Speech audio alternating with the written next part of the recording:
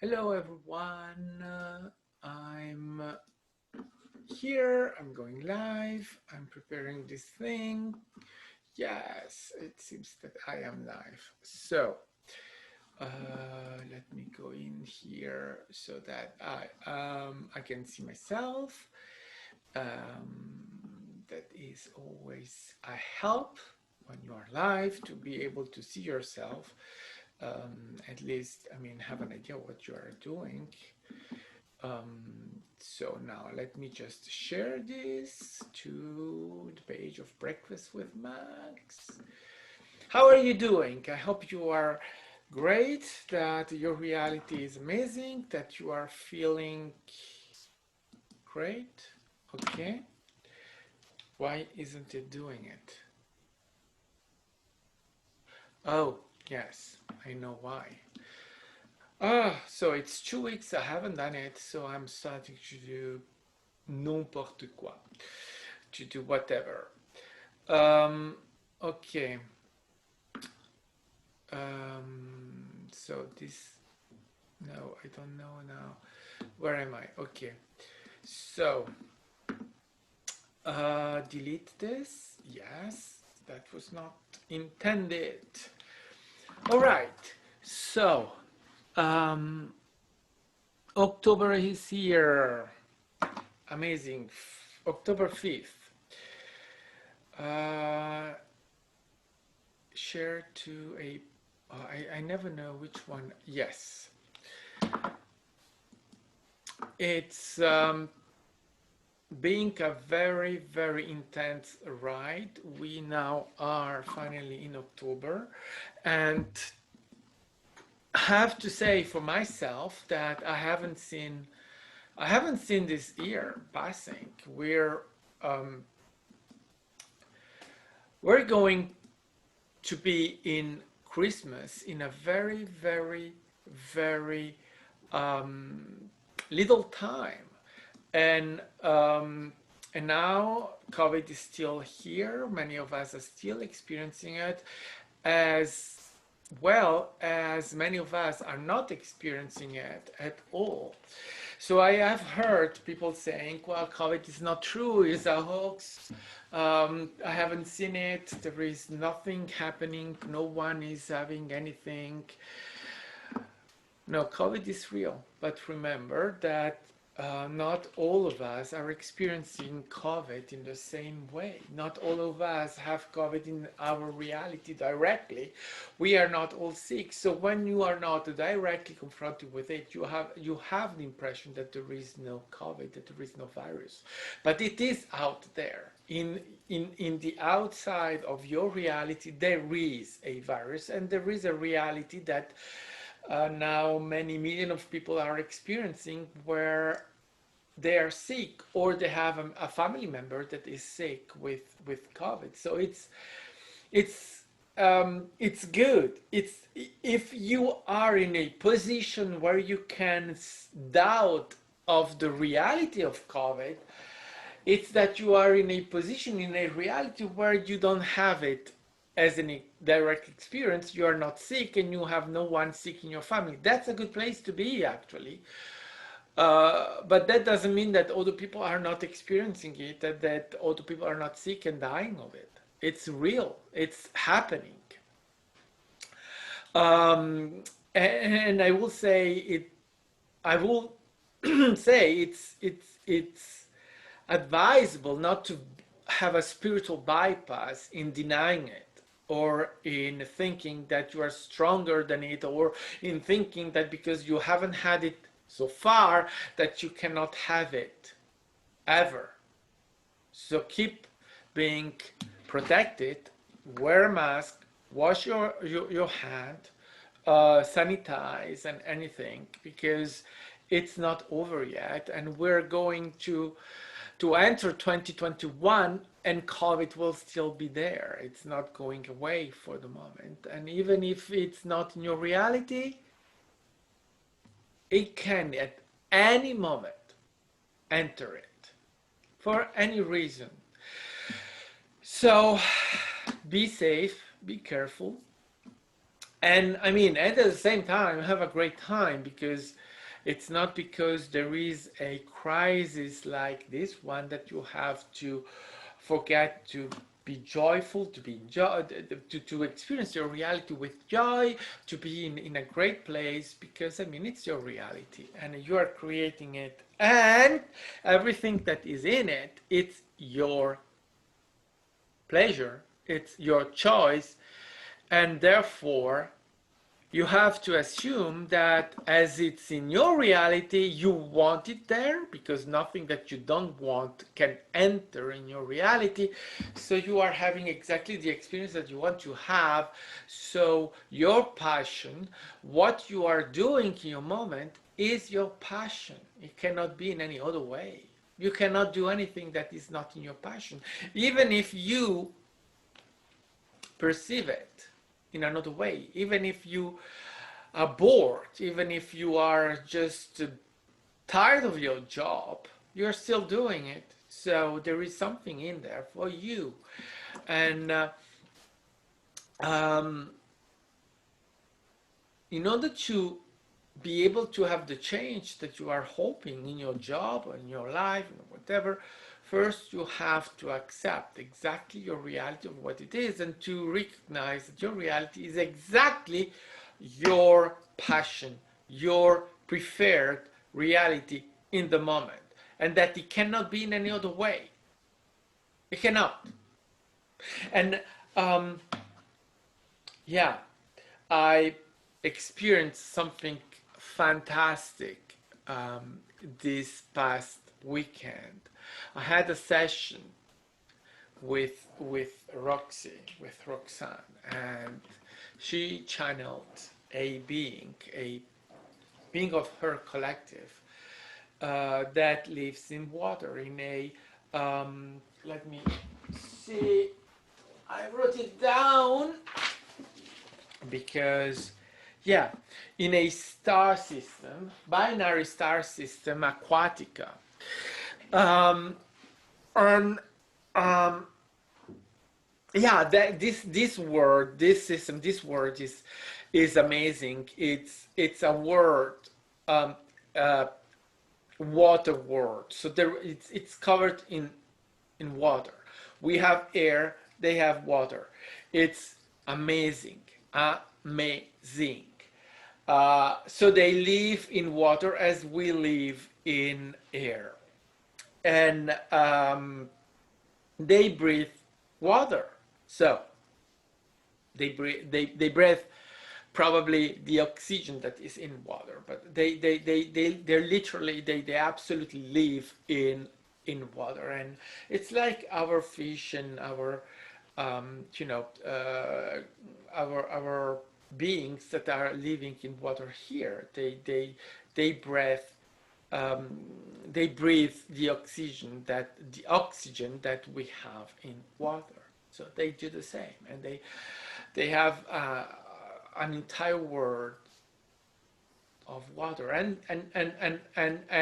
I know I have experienced it because I know my I have experienced the self that I have living in that world, and I've felt and I've seen I've now that I have experienced this being from Aquatica that is the Roxanne's self in that collective self in that word, I have recollected that I have experienced my the self of my collective living in that system and living in that water and breathing and being literally being there in you know swimming and living and having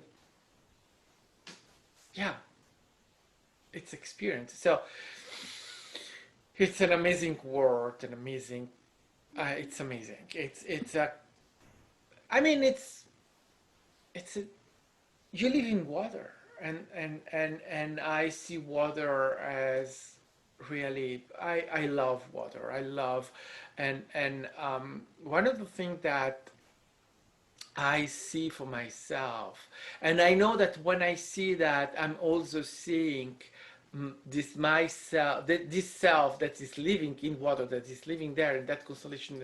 I see him, and I have an experience with with this being, with this self, of being there in the ocean, in the water, and being there, really all just water around, and just being there in the peacefulness of the water, of this world that is covered in water. And I have seen myself there, so I've seen him, oh her, there in this amazing place, experiencing it and being there. And I've been there with uh, with him.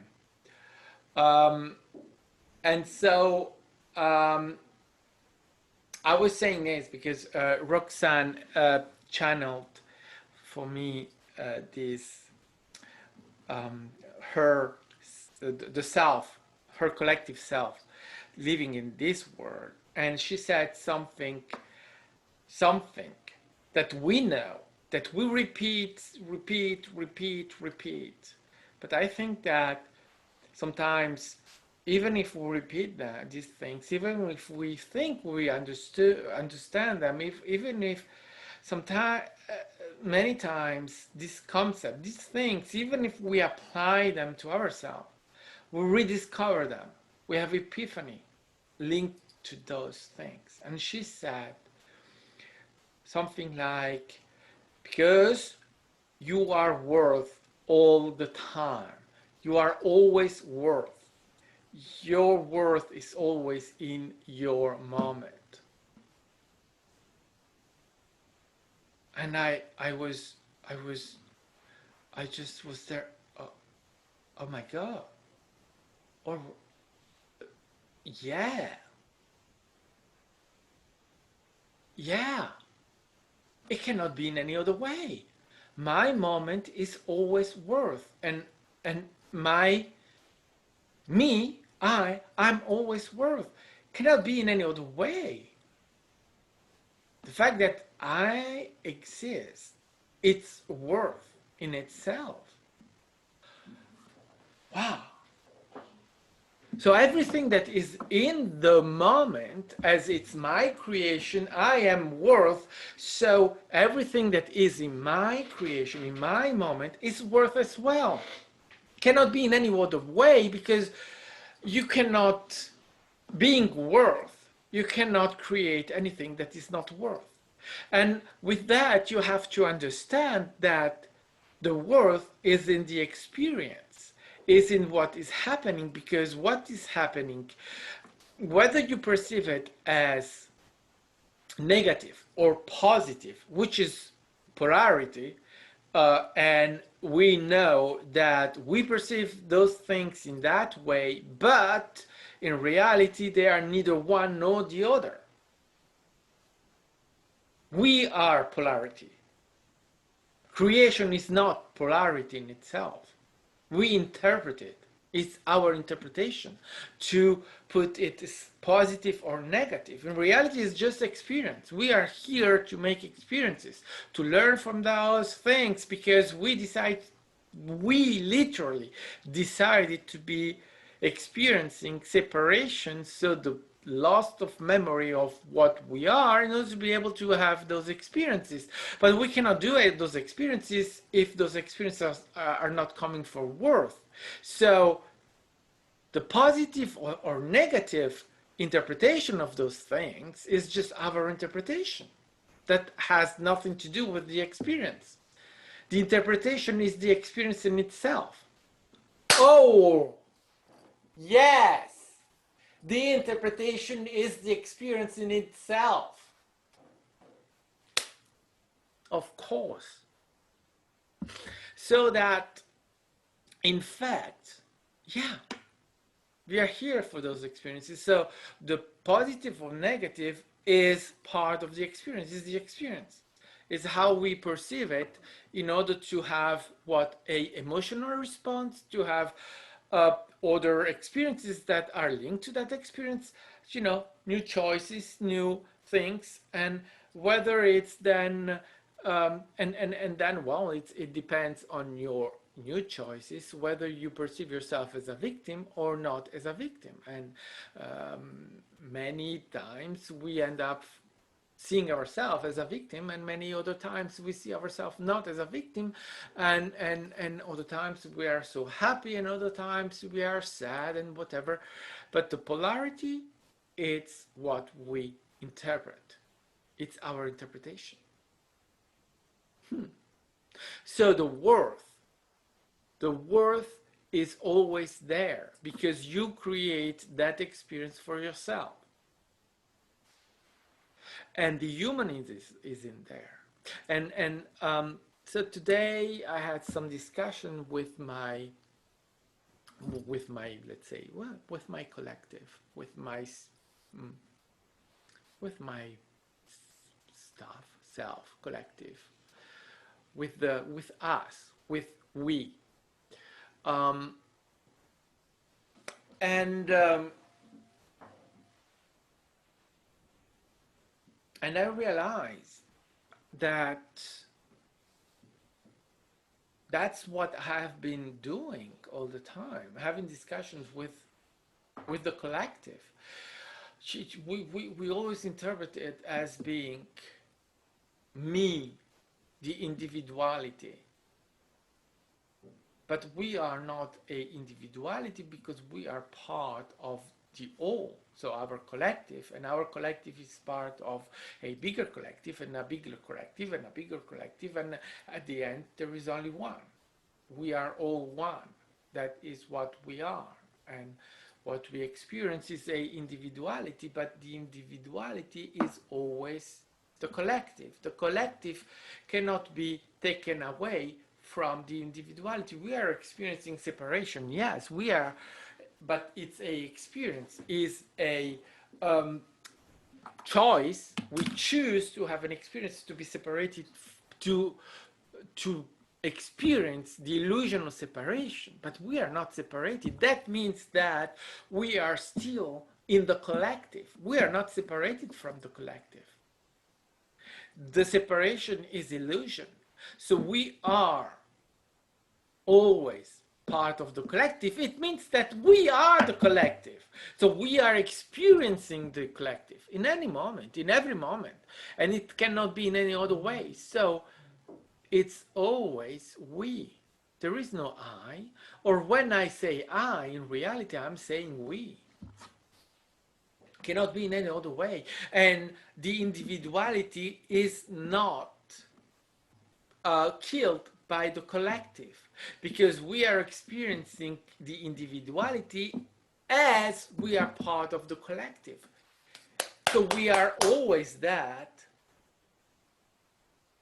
and we are never aware of it in our separation. So the individuality is working as much as the individuality is part of the collective. So the individuality is experiencing the collective. So the collective can and is exchanging with the fractal, with the I, with the separated personality, with the created personality.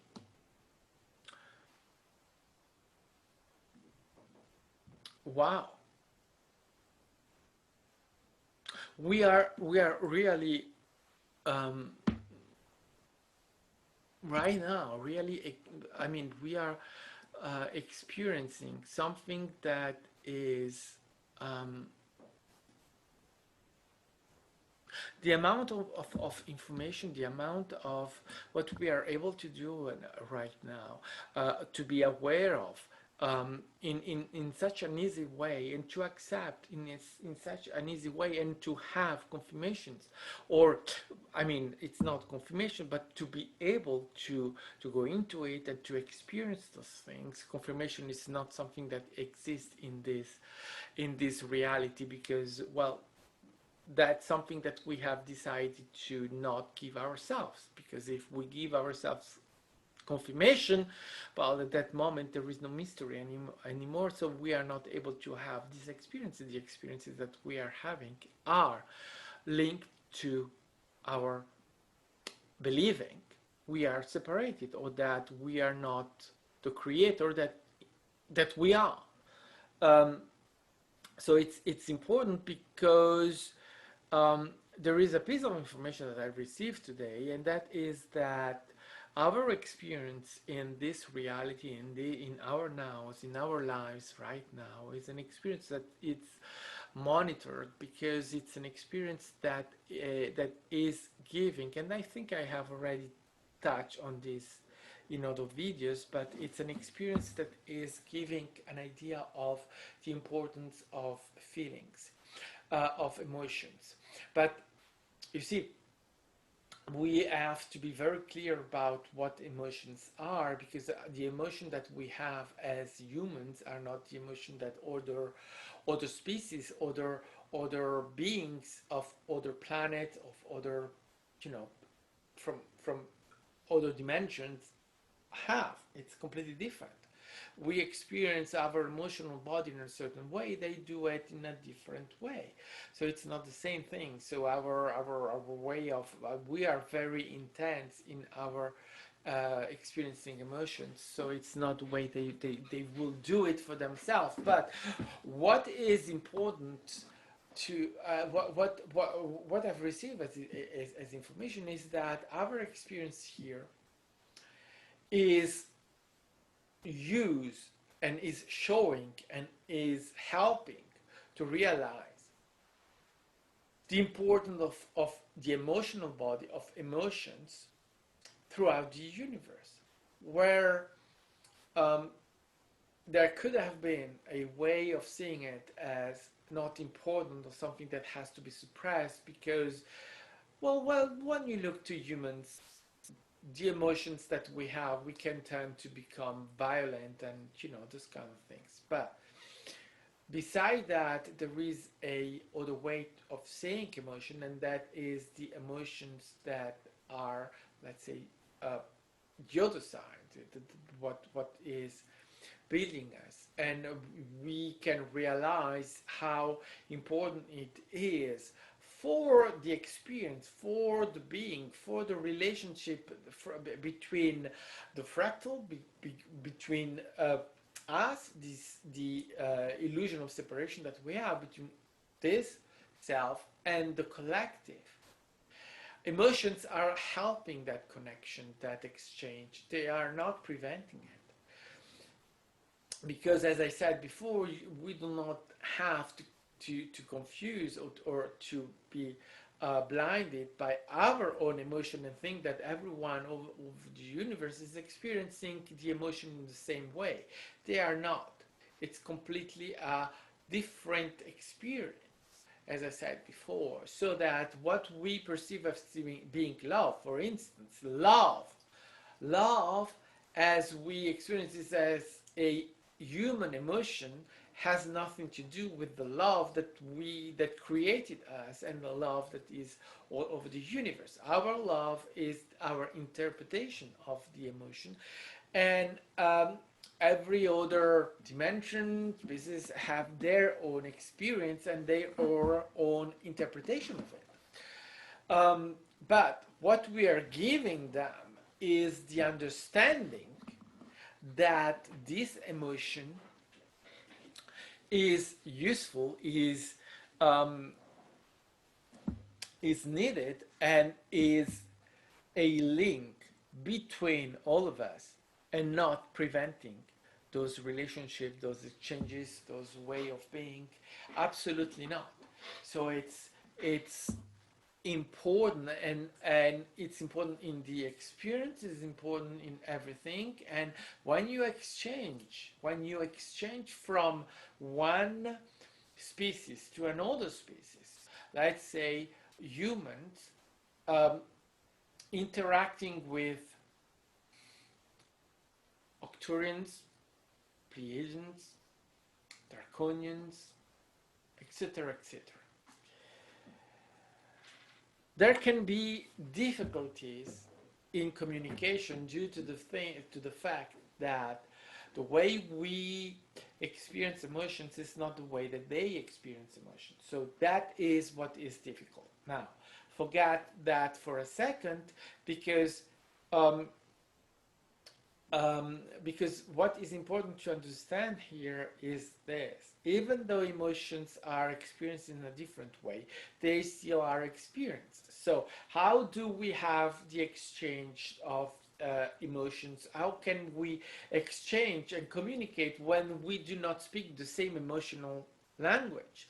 Well, that's where we are teaching, uh, and I mean teaching. We are um, being used as an example and being used as an experiment, but the experiment is fully working because they are learning this from us. Is that they realize, because even us as humans, we have a very difficult uh, approach in the communication of emotions. When you see the way we communicate emotionally, when you are in Europe, or when you are in America, or when you are in Asia, or when you are in Africa, we do have different ways of expressing our emotions, so we have to communicate in a certain way. um, if I'm communicating with a um, Asian, so one from Asia, I know that they live emotions in a certain way. So I, um, I have to communicate my emotions so that they can receive them. So already in the communication between humans, we have to adapt our communication depending from where um, the other the co-creator of the experience is coming from, the idea and everything. So by seeing that, we can start in what is human, and then we can go to what is extra dimensional in that communication of the emotion. So the emotion is communicating in a certain way. So we don't speak the same um, emotional language. So how do we communicate? Well, as I was saying, if I'm meeting with someone in Asia, whether, let's say that I go in Asia and in India or in Cambodia, Thailand, or um, in Mongolia, etc., etc. One of those countries, it doesn't matter really. And every country is also different, so there is that to take under account. But I go there and I have to communicate with them. And I know that if I do it in a way that is too European, they will perceive it in a certain way. So the communication becomes much more difficult, and we may not be able to communicate with the language because our emotional body is not speaking the same language. We are not doing any uh, effort to communicate with each other. So when that communication doesn't work, the language communication doesn't work either. Nothing else can work. So we need to find a common ground in emotion so that we can communicate in every other level. So when we go in the communication with the extra with our friends from other dimensions and other planets and all of that, it's the same thing. They do not speak human language of emotion. They speak their own language of emotion. So they have their own expression, emotional body. So that, yeah, if we take the Draconians, um, that we know that they are having they use their emotional body in a completely different way. They are less into our love. They don't receive our love as we human love, the humanly love, the love that we think it's love. They are not receptive to that. So if you go there and you try to throw love our love to their face, they may not react in a good way. That, you see.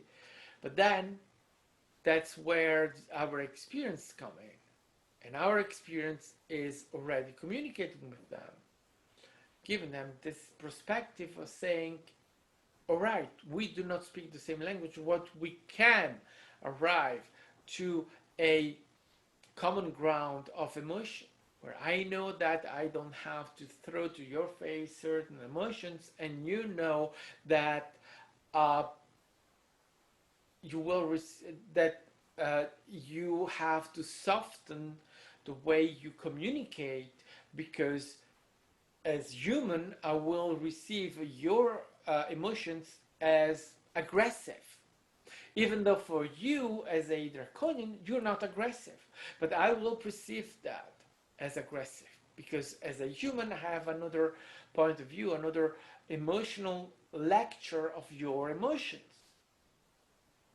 So you know that you have to soften those sides that you have, so that we can communicate in any other language.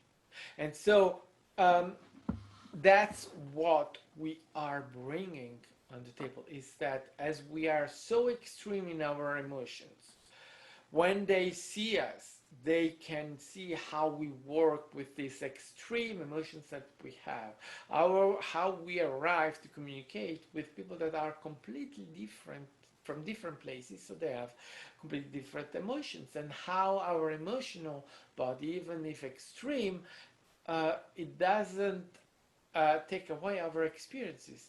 We are still experiencing, we are still here, and we are still having everything we need to have. And emotions, even though they may create situations that are difficult, engaging, and demanding, yes, all those things, at the same moment, all of those things doesn't take away our ability to be here and to have our experiences.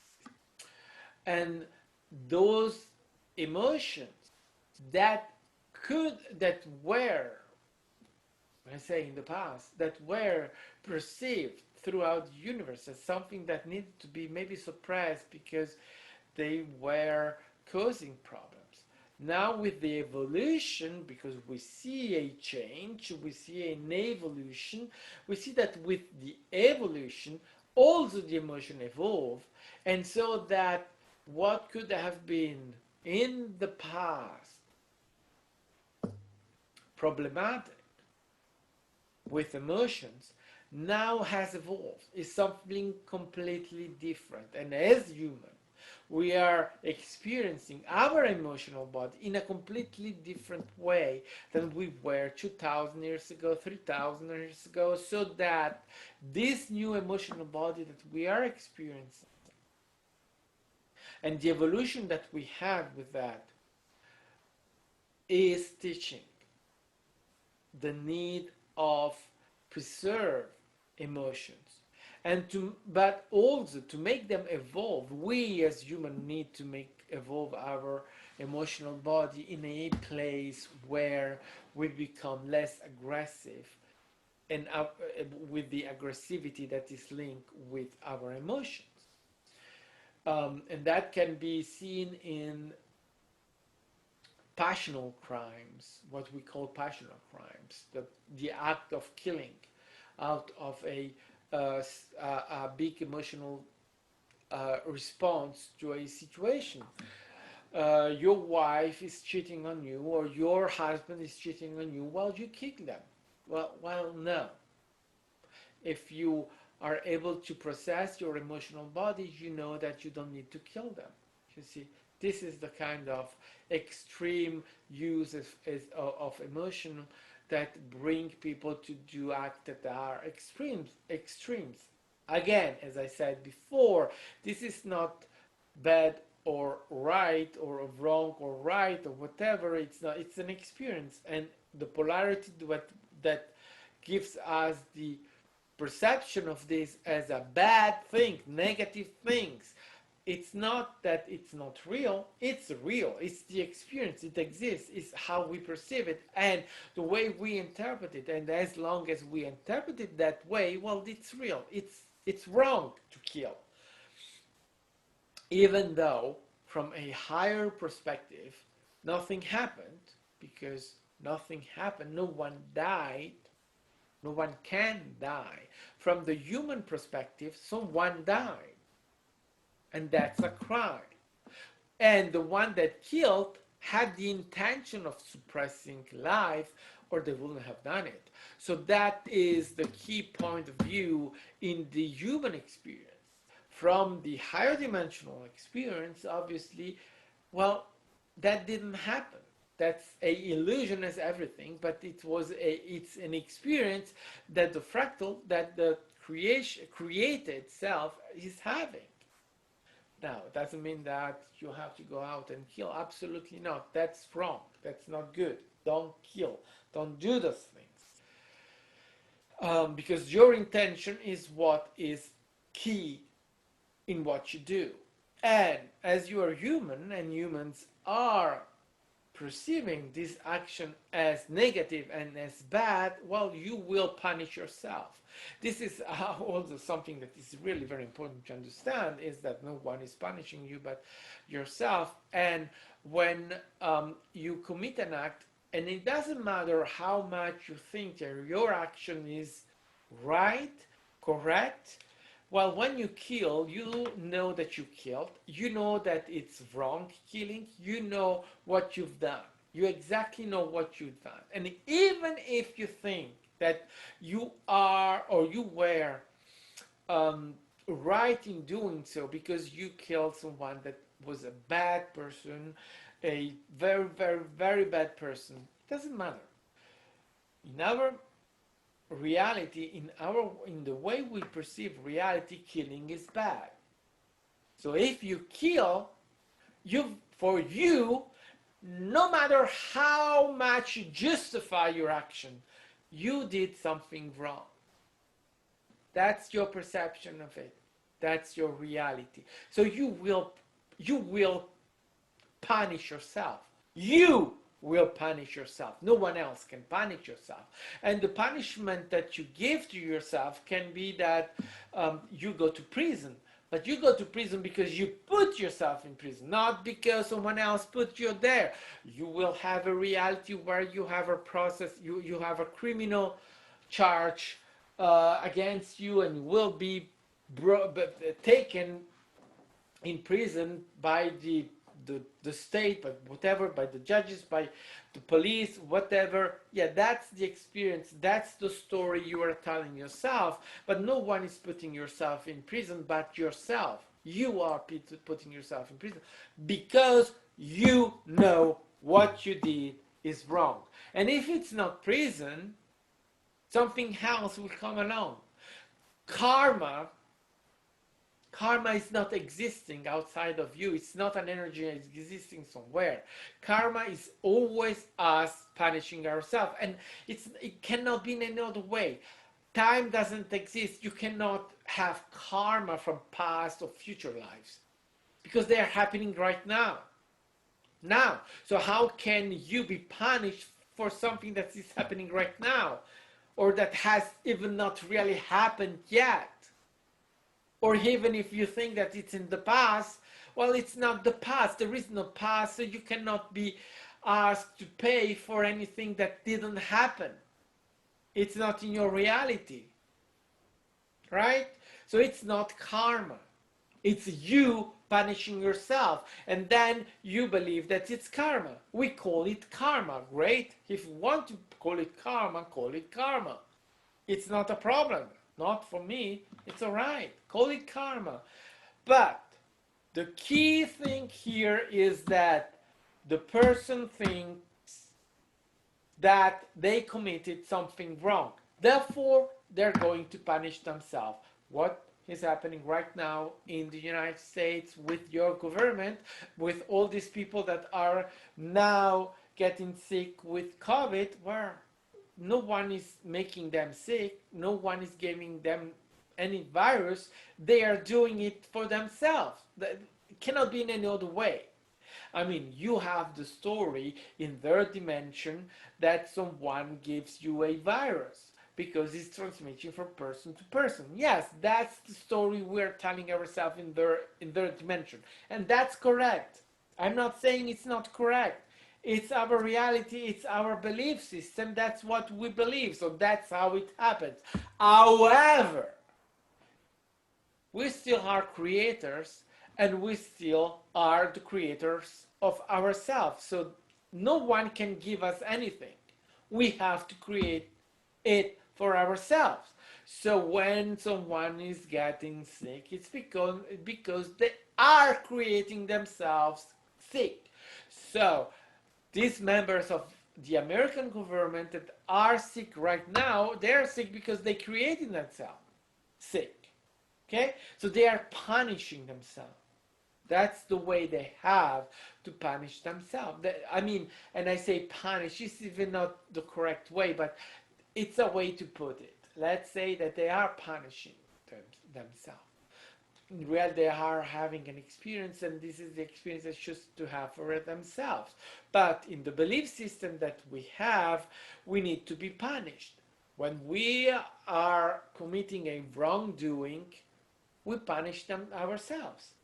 And it doesn't matter if it's really a wrongdoing or not, it's how we relate to it, how we see it. As I was saying before, there is no polarity. There is no wrong, no right. There is no positive, no negative. It's our relationship to it that is putting the polarity in it, so that we perceive the action as positive or negative. So it's we that we perceive a action as good or bad. And so as we perceive it that way, we also think that when you do something negative, something wrong, you have to be punished. That's why this happens. Not because someone else is punishing us. Or well, I mean, what we can do as we can help people healing, well, we can help people realize that they have done something wrong. So that's a way, but we cannot punish them. So they have to punish themselves. Justice doesn't exist. Punishment really doesn't exist, and it's only and always the self dealing with the self. And so the belief system of each one of us is what is key in these kind of situations. And that's why when we commit something that we perceive as being negative or being wrong or being crime, even as I was saying before, if we perceive it as being justified or right or correct or whatever, with all the excuses that we can give ourselves for that action that we know is bad, is wrong, but we justify it because, oh, my husband was beating me, so I killed the crap out of him so that he stopped doing it. Yes, good, but you had another option. Why didn't you leave him? Why didn't you just leave him? Or you were afraid that he would just run after you and take you back there, blah, blah, blah, blah, right? Okay, that's the story you were telling yourself. But the thing is that you killed your husband, and you know that killing is wrong. You know it. And you had other choices. You could have used other choices. You choose to kill him. It's not right or wrong, it's not better or wrong, but you have other choices. You made one choice, and that is the choice that you know is wrong. Not because it's wrong, absolutely not, but because you and all of us, we perceive killing as bad, a bad action. An action, this is a crime that you have to be punished for when you commit it. So, if you kill someone, you need, according to your belief system, to punish yourself. As I said before, no one can punish you but you. So that's why you see karma happening. But it's not karma, because karma cannot exist outside of you. It's not an energy outside. It's not something that, again, I said it before, but we create karma in that way. And it's I doing it, not something external to me, because there is nothing outside of me. So there is nothing outside of me that can punish me. It has to be me, always.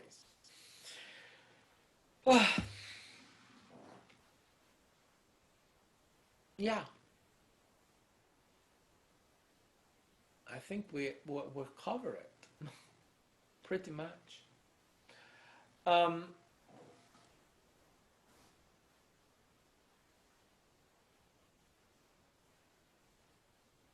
right. Um, so I think that, so it's what I'm saying here, and what is important to understand in what I said, is that you are a creator, you create your reality, everything that is in your reality is created by you, right? Okay, now your belief system is part of it.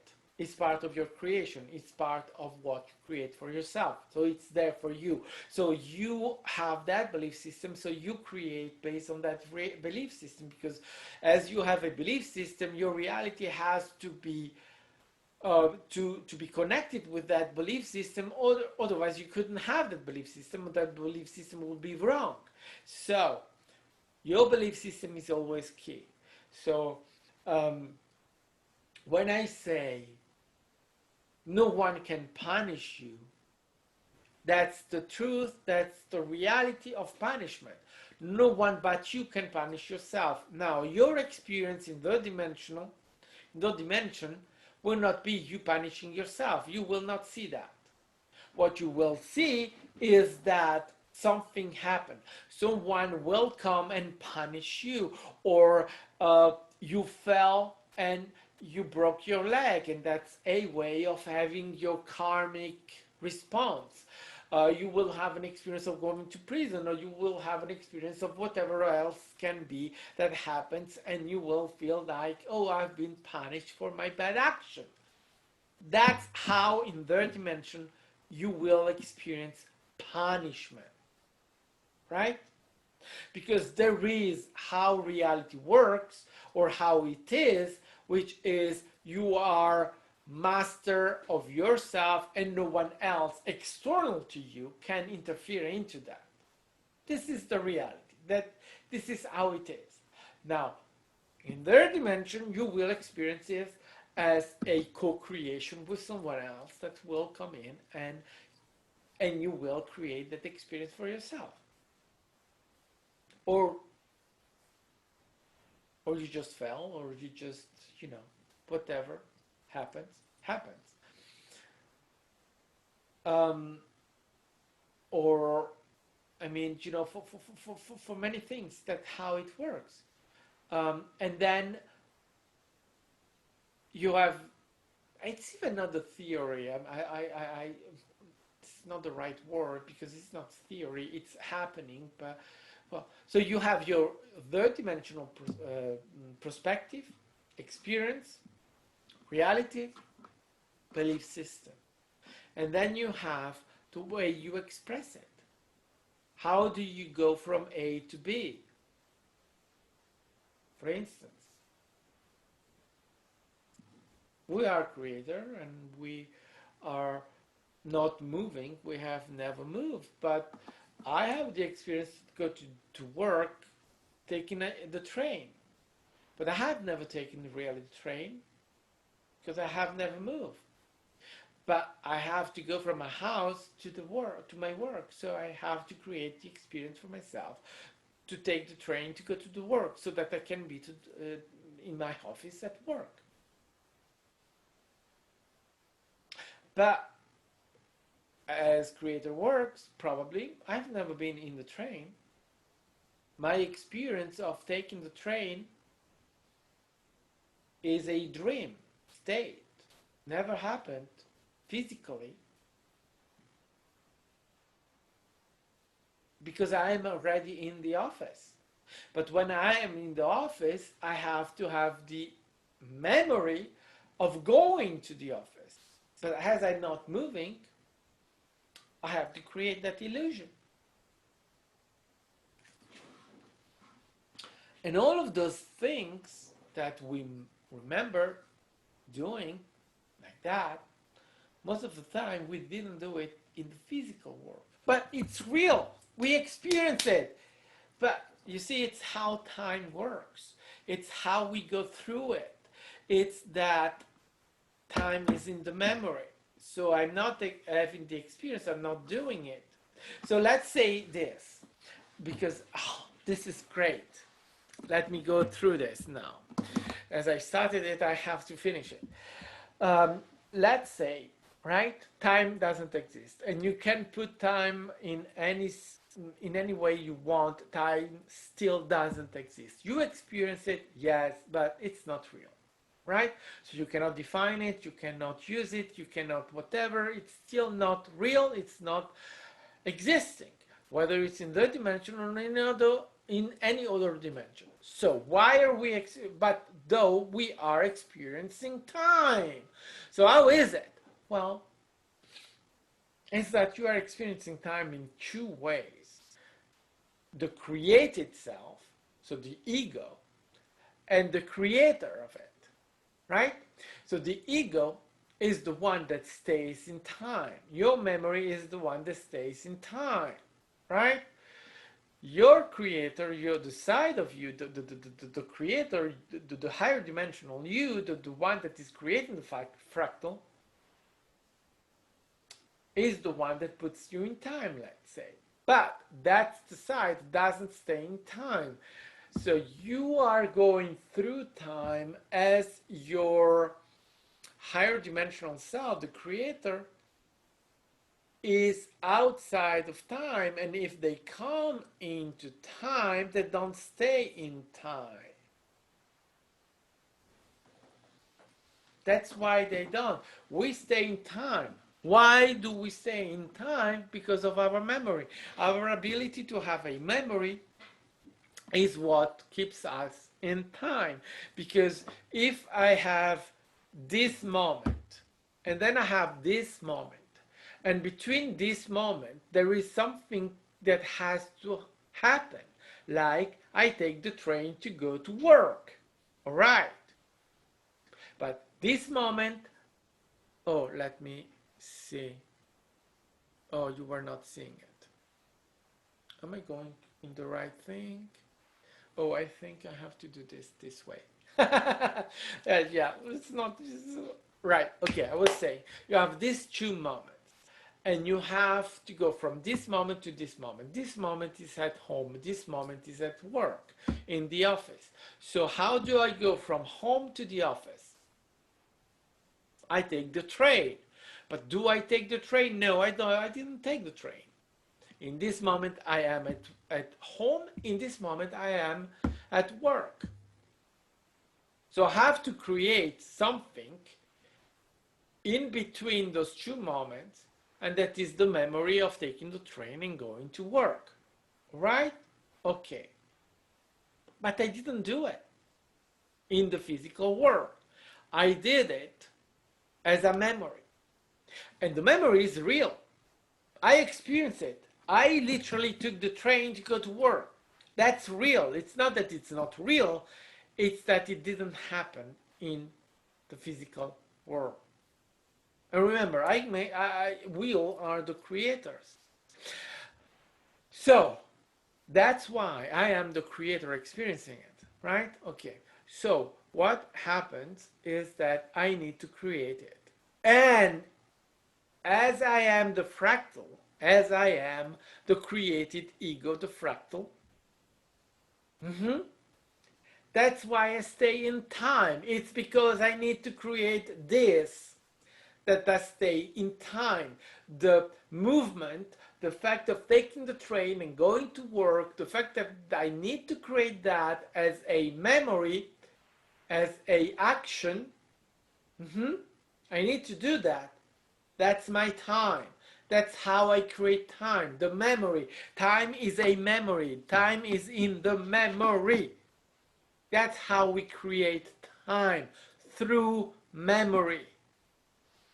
And that's why we stay in time, is because we have this experience of movement, of putting something in something. Let's say this will be empty, otherwise there will be nothing happening in here if we didn't create it as a memory, of as an experience. It's real, but it's still what we need in order to justify time. That's our time. It's what we have to create in between those two moments in order to justify for the fractal, for the ego, that I was here at home and now I am here at work. How is it that I am at work now? Well, because I took the train to go from my home to my office. Yes, but I didn't. Because I was at home and then I was at work. Oh yes, but when I am at work, I create the memory that I took the train to go there. And when I am at home, I create the memory that I leave home in order to go to take the train. And then I take the train and then I am at work. That's the link. That's how we are staying in time. That's how we create time, literally. It's because of that that we stay in time, because the fractal, the ego, the created self, human, needs this to link the two moments. The creator, the higher dimensional self, doesn't need it. The creator sees this moment, creating this moment at home, and then the creator creates this moment at work. And then the fractal creates the memory of going there. And if the fractal is creating it, it's creator creating it, because there is no difference, there is no separation, so we are always that, so we are never separated, we are never anything else than a creator. Even if we are a fractal, we are a collective, and I am a collective, Max is a collective, and I am part of the collective of Max, and Max is creating an entire collective. As much as the creator of Max is a collective. So I am a collective, myself, my being. I am we. I am a collective. Cannot be in any other way, because I have an infinite versions of myself, an infinite version of me.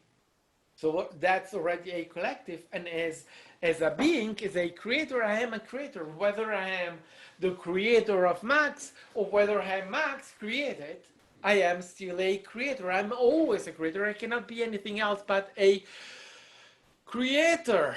So it's really, you see, as I was saying before, the worth is always there. You cannot be anything but worth, because you are worth always and always and always, because you are always creator, always creating, always. So back to time. So that's the difference between the creator self that is outside of time and is able to, let's say, enter time as creation and not stay in time, because they don't need to stay in time, because they are just perceiving it from a point of view of the creator. But the created self, the ego, fractal, etc., as a experience of separation and believing that we are living in time, we need time. So we need to create the memory of time. And the memory of time is creating those moments that are in between moments, in between the creation of the moment you are at home and the moment you are at work. You need to have the transportation of your body, of your physical body, from point A to point B.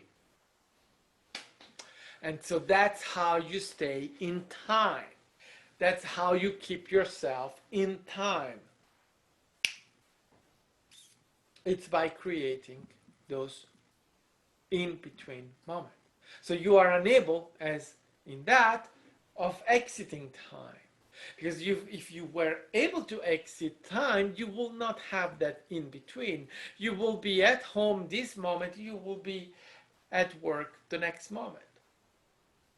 You don't need to move. You don't need to create an experience for yourself of moving, because you're the creator. You can be wherever you want in a moment, in a thought. Oh, it's time to go to work. But I'm at work. Huh. Took even not a moment. I'm already at work. Oh, I need to go to the supermarket. Oh, I am at the supermarket. Oh, great. Oh, yes. Oh, right. Oh, I want to go vacationing on Mars. Oh, I am on Mars. It took nothing. But, well, I'm the creator and I'm creating myself where I need to be or where I want to be. Yeah, duh, but that's why I am the creator, knowing itself.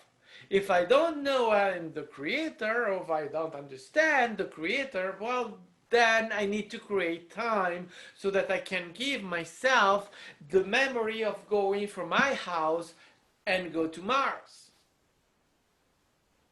So there is all the transportation of the physical body to the other place.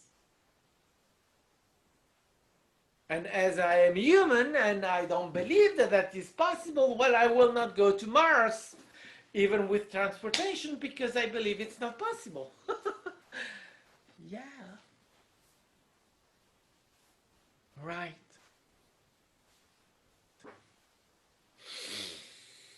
So that's why we stay in time. That's why time becomes real for us humans. It's because we stay in it. We create the link. I am at home, I am at work. Oh, but wait, I cannot be at work without having taken the train. Also, well, oh yeah, I remember I took the train. Yeah, right. Oh, I saw my friend and I saw, well, the other one. Oh yeah, I talked with someone at the train station, and then we took the train together. Oh yeah, I have all the story about my journey from home to work, except that it didn't happen in the physical world. It happened in time, so in the memory, because that's what time is, memory that we create.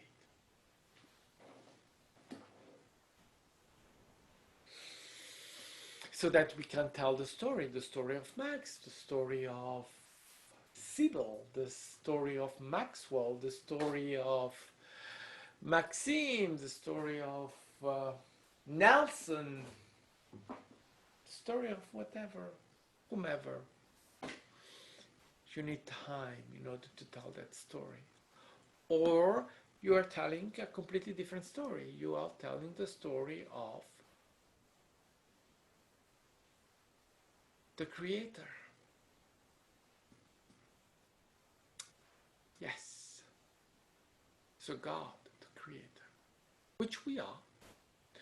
But God is not the right word, obviously, but that's the word that defines, it's the human word that defines what we are in the best way as creator. And we create literally everything, so God is. But well, some people have a problem with that word, so fine with me, I don't care.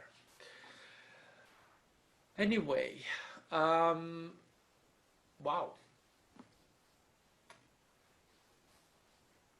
Thank you for coming in. Thank you for watching.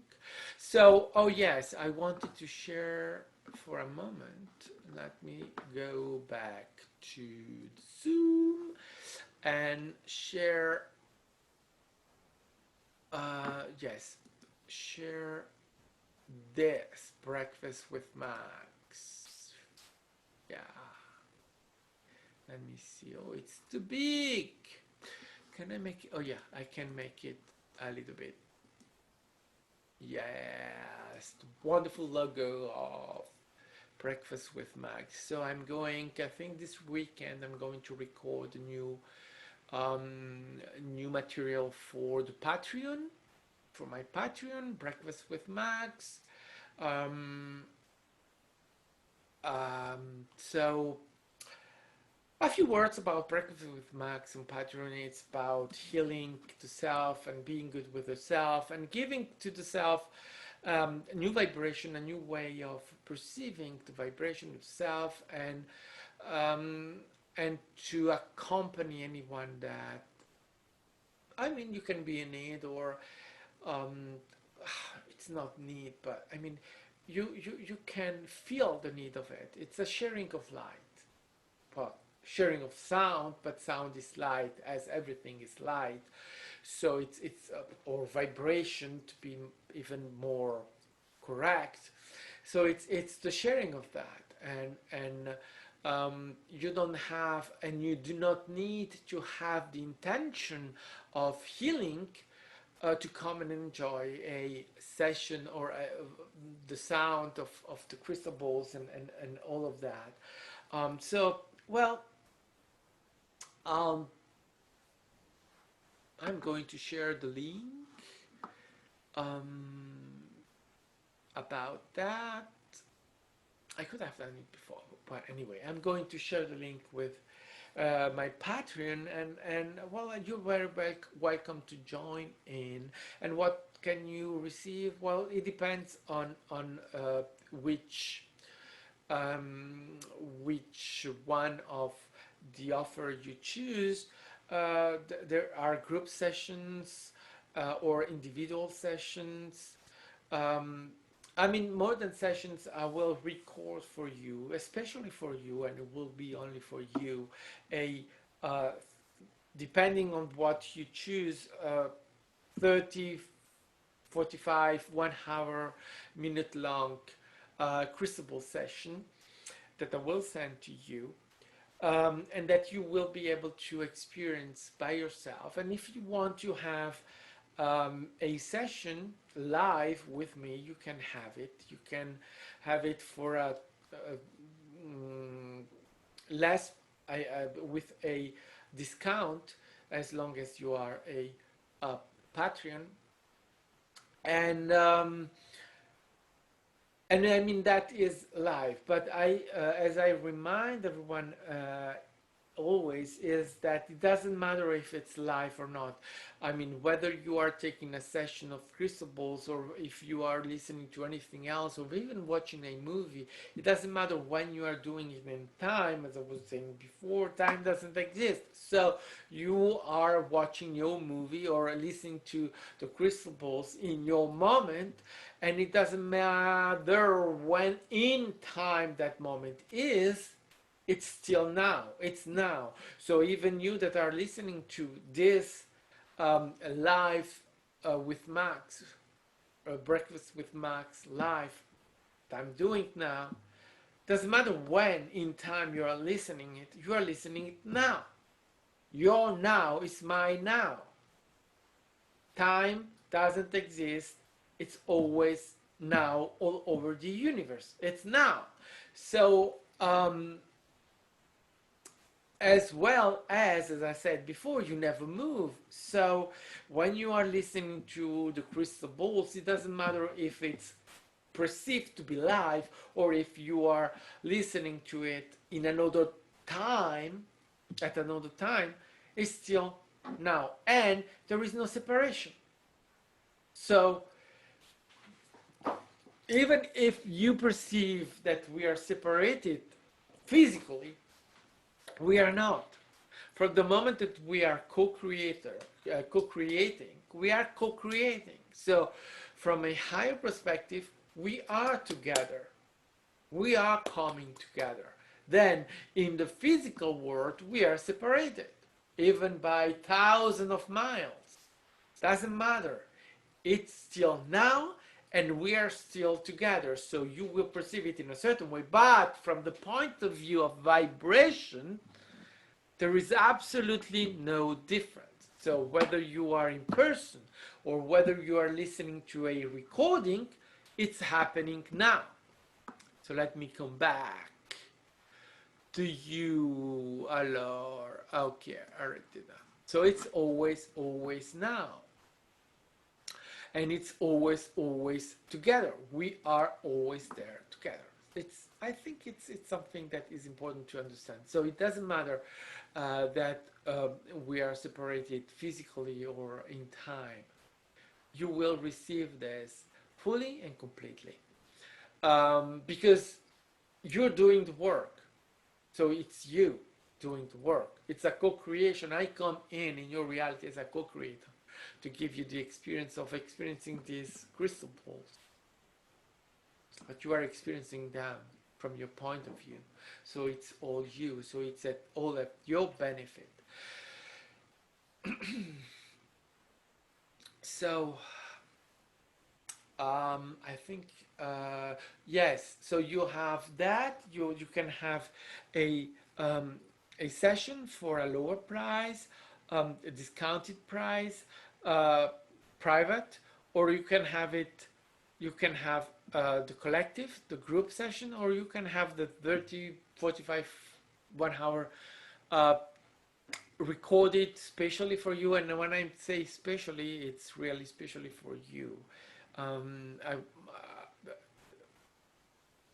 if I may use the same recording to another person, is because I feel that it's the right thing for the person. But that will mean, because it's really a question of attraction and in the moment what is needed. But generally I will record something special and different for each one, unless I feel that there is the need for something that I have already done for the person in that moment. But generally it's a new recording, and it's especially for you. And I mean, if I have to share it with more than one person, it's because even if I may not be conscious of it in the moment, I already know, because we already know our moment. The moment we're living right now, it's already known. That's why we are living it. It doesn't appear like that. We already know our moment. And so I'm in the moment you can be able to know that the person needs something that you have already done. But anyway, specially done for you. And what else? Well, then we'll see. I will come up with new things, with new stuff. Especially for Patreons, when that develops, see if it develops. We'll see. Anyone is really welcome in there, and I will be happy with anyone, everyone. Oh, sorry. With a lot of love, and I'm waiting for you with open arms and a lot of love. So now I am going to leave you, and I am first of all telling you that you are loved, that I love you, that you are always loved, that you are never alone, that you have always, always, always a lot of people with you, whether you can see them or not see them, because what you cannot see doesn't mean it doesn't exist. It means you cannot see it. That's all. But there is all huge reality, huge world a huge reality that you cannot see with your eyes, but you can feel it. Oh, you can feel it, and you can have it with your other senses. And I will thank you, all of you that have joined in live or live in your moment, in the moment you are going to do it, and whenever time it is. I love you all, and I thank you all, and I am looking forward for the next moment where we will connect again. Love you, and I will see you in the next moment.